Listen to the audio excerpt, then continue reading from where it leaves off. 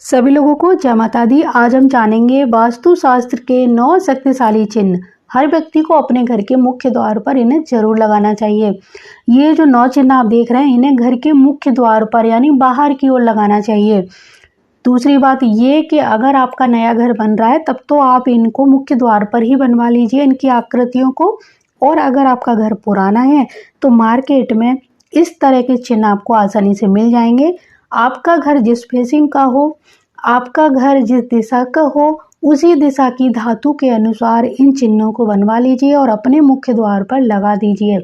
लगाने से पहले इनको अभिमंत्रित जरूर करना है और इनको आप 9 देवी देवताओं के मंत्रों से अभिमंत्रित जरूर करिए। किसी भी पुष्य नक्षत्र में इनको अभिमंत्रित करके मुख्य द्वार पर लगा दीजिए। ये जो चिन्ह है, जिस सकारात्मक ऊर्जा क्रिएट करने वाले और नकारात्मक ऊर्जा को दूर रखने वाले चिन्ह कहलाते हैं।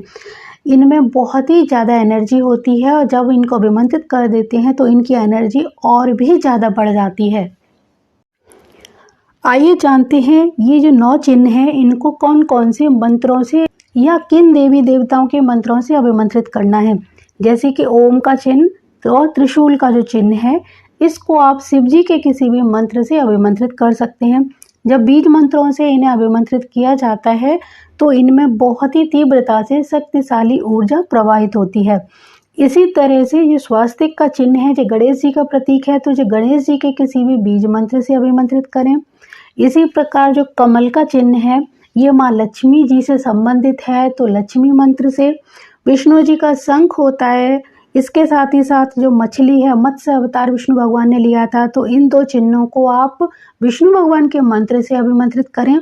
दीपक मंत्र आता है, उससे दीपक का चिन्ह अभिमंत्रित करें। वरुण देवता के मंत्र से कलश का चिन्ह अभिमंत्रित करना है। ये जो नमस्ते चिन्ह है, ये सभी प्रकार की बाधाओं को दूर करने वाला, ईश्वर को प्रणाम करने वाला और लास्ट में क्षमा याचना करने वाले मंत्र से इसको अभिमंत्रित कर सकते हैं। आइए जानते हैं इनको कैसे अभिमंत्रित करना चाहिए। अगर वैदिक विधि की बात करें तो वैदिक विधि तो बहुत बड़ी होती है, उसका प्रोसेस काफ़ी लंबा होता है, कई दिन तक चलता है। इसलिए मैं आपको एक साधारण तरीका बता रही हूँ और ये तरीका आप तभी अप्लाई करेंगे जब इन चिन्हों को मार्केट से किसी धातु में बनवा कर लाएंगे। घर के मुख्य द्वार पर पहले से बने हुए चिन्हों को हम इस विधि से अभिमंत्रित नहीं कर सकते। तो जो उन लोगों के लिए उपाय है जो मार्केट से बनवा कर लाने वाले हैं, आप 9 के 9 चिन्ह बनवा कर ला सकते हैं या इनमें से कुछ चिन्ह भी बनवा के ला सकते हैं। इन सबको लाने के बाद पहले आपको शुद्ध जल से धोना है। जल से धोने के बाद इनको एक थाली में रखना है। उसके बाद इनको गंगा जल का छींटा देकर फिर से पवित्र करना है। इनका रोली, चावल, हल्दी, कुमकुम से पूजन करना है। धूप, दीप, फल, फूल, एक तरह से इनको ऊर्जा देनी है। इनमें हमें आवाहन करना है इन सभी देवी देवताओं का जिनके ये चिन्ह हैं।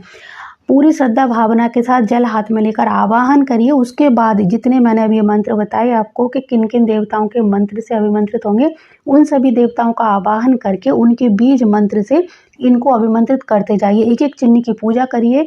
कम से कम 3 मालाओं का जाप करना है उसी मंत्र का, यानी इनका ओम का बीज मंत्र ले लीजिए। इसी तरह स्वास्तिक यानी गणेश जी का बीज मंत्र ले लीजिए, लक्ष्मी जी का बीज मंत्र, इन सभी के बीज मंत्रों की कम से कम 3-3 माला पूरे परिवार सहित बैठकर करिए। 1 दिन या 2 दिन में आपका ये पूरा अभिमंत्रित करने का प्रोसेस पूर्ण हो जाएगा।